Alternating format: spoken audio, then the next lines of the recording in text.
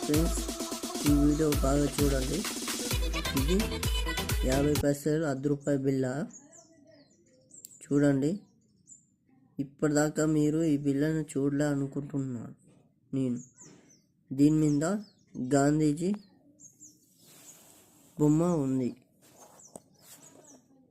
చూడండి బాగా.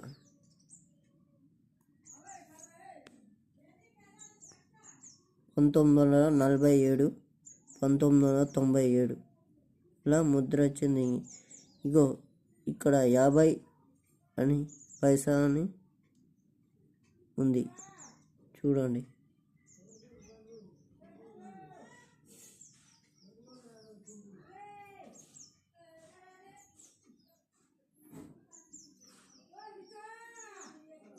గాంధీజీ ₹10 బిల్ల.